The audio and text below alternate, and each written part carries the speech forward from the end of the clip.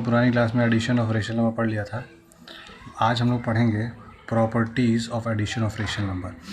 अब rational number को add करने के लिए कुछ प्रॉपर्टीज़ होती हैं। तो पहला प्रॉपर्टी है क्लोजर प्रॉपर्टी।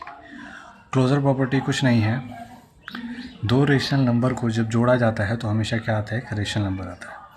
इस प्रॉपर्टी में क्या कहा गया है कि the sum of any two rational number is always a rational number. अब दो rational number a by b और c बाई डी को जब जोड़ेंगे तो एक रेशनल नंबर ही निकल के आएगा। जैसे कि -5/12 एंड 1/4, ये भी एक रेशनल नंबर है, ये भी एक रेशनल नंबर है।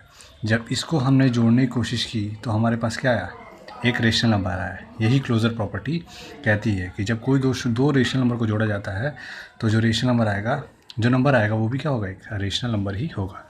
उसके बाद दूसरी प्रॉपर्टी हमारी है कम्यूटेटिव लॉ। कम्यूटेटिव लॉ क्या कहती है कि कोई दो रेशनल नंबर है, उनको हम किसी भी ऑर्डर में जोड़ सकते हैं।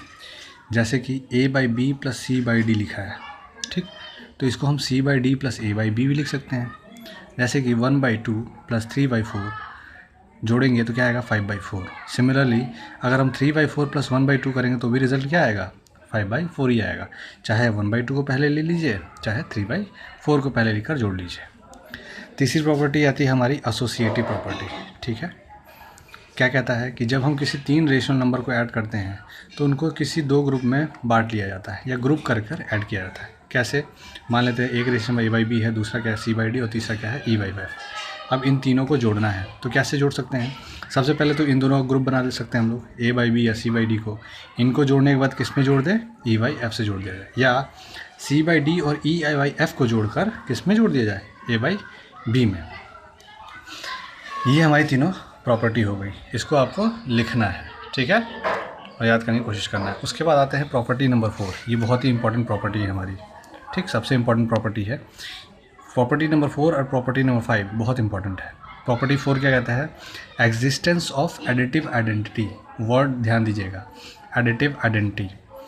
जीरो क्या होता है, एडिटिव आइडेंटिटी कहलाता है रेशनल नंबर के लिए। जीरो क्या कहलाता है, एडिटिव आइडेंटिटी कहलाता है रेशनल नंबर के। कहने का मतलब ये है कि कोई rational number a by b है, उसमें अगर हम जीरो को जोड़ते हैं तो क्या आएगा, हमारा रिजल्ट a बाई बी ही आएगा। या जीरो में किसी रेशनल नंबर को जोड़ेंगे तो भी क्या आएगा, a बाई बी ही आएगा। सपोज़ 1/2 है हमारे पास, उसमें अगर जीरो ऐड करते तो क्या आएगा, 1/2। और -2/3 है, इसमें भी अगर जीरो ऐड करेंगे तो क्या आएगा, -2/3 ही आएगा। इसीलिए जीरो क्या कहा जाता है, एडिटिव आइडेंटिटी कहा जाता है। किसी रेशनल नंबर में अगर जीरो से हम ऐड करते हैं तो उसमें उसका रिजल्ट क्या आता है, सेम वही रेशनल नंबर आ जाता है। पांचवी प्रॉपर्टी हमारी एग्जिस्टेंस ऑफ एडिटिव इन्वर्स। ये था एडिटिव आइडेंटिटी और ये हमारा एडिटिव इन्वर्स। ठीक, कोई रेशनल नंबर है, ठीक, a बाई बी, तो एक रेशनल नंबर एग्जिस्ट करता है, कौन सा, -a बाई बी। इस तरह से कि अगर a बाई बी को -a बाई बी में जोड़ा जाए तो रिज़ल्ट क्या आ जाए, 0 आ जाए। या फिर -a बाई बी में a बाई बी को जोड़ा जाए तो रिज़ल्ट क्या है, 0 है। तो कह सकते हैं कि जो -a बाई बी है उसका एडिटिव इन्वर्स क्या होगा, a बाई बी ही होगा। कहने का सिंपल मतलब यही है कि 4/7 लिया हमने, इसमें -4/7 जोड़ेंगे तो क्या आ जाएगा, 0 आ जाएगा। तो 4/7 का एडिटिव इन्वर्स क्या होगा, -4/7। अगर बोला जाए -4/7 क्या होगा तो वो हो जाएगा 4/7। सेम काम अगर मैंने बोला -2/3 का एडिटिव इन्वर्स क्या होगा तो वो हो जाएगा 2/3।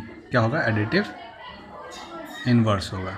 ठीक, सिमिलरली 3/5 का बोला जाए तो उसका एडिटिव इन्वर्स कितना हो जाएगा, -3/5। क्यों, क्योंकि इसको जोड़ने के बाद क्या आना चाहिए, 0 आना चाहिए। एडिटिव इन्वर्स में दो रेशनल नंबर को जोड़ने के बाद रिजल्ट क्या आना चाहिए, हमेशा 0 आना चाहिए। ठीक है, इसको आपको लिखना और कोई एक्सरसाइज 1C का क्वेश्चन नंबर 3, 4 और 5 आप लोग को करना है। ठीक है।